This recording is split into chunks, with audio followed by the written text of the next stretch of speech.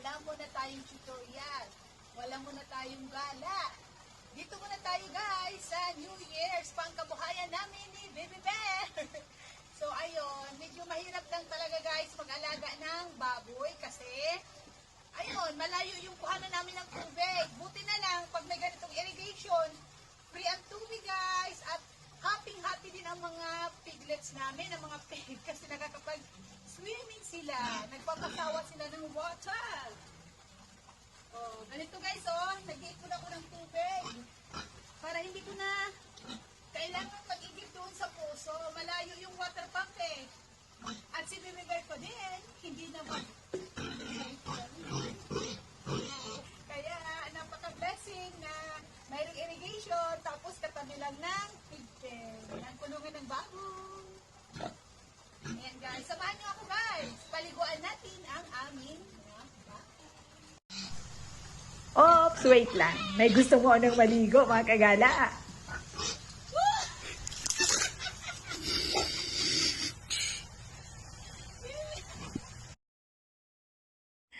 So, naligo na nga pong tuluyan ang mahal kong apam. Pero mamaya na daw po siya magsasabon at magbabalnaw. Unahin po daw muna namin ang pag-ipon ng tubig. Yun na nga mga kagala, mahirap po talagang mag-alaga ng baboy lalo na po kung wala po talagang tubig na mapagkukuhanan. Buti na lang po talaga dito sa amin, ito malapit lang po sa kulungan ng baboy ang aming kuhanan ng tubig. Swerte po talaga kapag dumadali po ang tubig ng irrigation. Dahil kita nyo naman guys, malapit na malapit lang. Hindi na kailangan pa talagang magbuhat ng tubig. Simple lang guys, ang buhay naming mag-asawa. Nagtataka kayo kung bakit kami nagtsatsaga na mag-alaga ng baboy. Bukod po kasi sa libangan namin ito ng aking asawa, dagdag income pa po ito sa aming dalawa. Malaking tulong na rin po ito. Lalo na po sa panahon ngayon, kailangan po talaga madiskarte ka at kailangan mag-isip ka pa ng iba pa pong pagkakakitaan. Buti na lang din mga kagala, todo bale ang asawa ko. Walang arte-arte. Pag sinabing magwalis ng mga dumi ng mga baboy, walis din yan mga kagala. At siya pa talaga yung nauunang magising para magpakain ng aming Simple mga alaga. lang po kasi ang asawa ko, mga kagala. Hindi po siya kagaya ng mga ini-expect ng karamihan na porket asawa ko po ay apam, ay talagang bongga-bongga na po yung buhay. Hindi po ganon. Simple lang po ang asawa ko. Pero po, mahal niya ako, mahal ko siya, masipag pong asawa ko, madiskarte, mahal niya pong anak ko, mahal niya ang pamilya ko, ginagalang niya ako, inaalagaan niya ako, malambing, sweet, napaka-supportive husband pa. Wala na kung hanapin pa.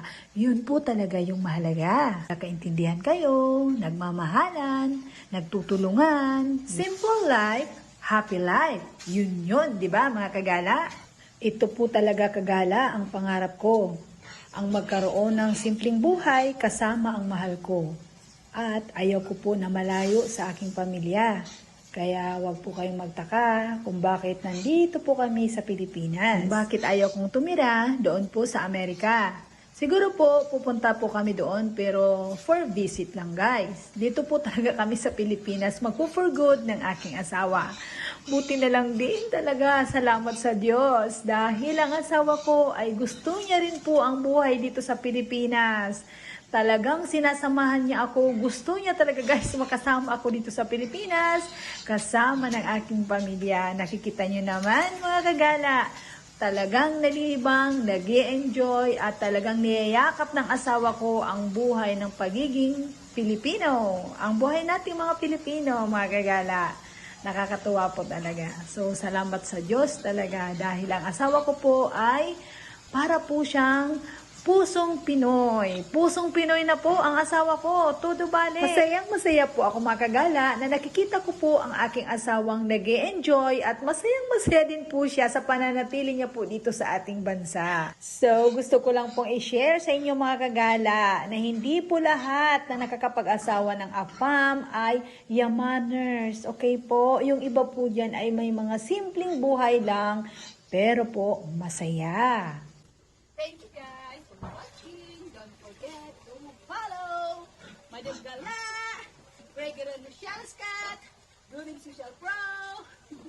Thank you guys for following, for the love, for the share, for always leave comment. the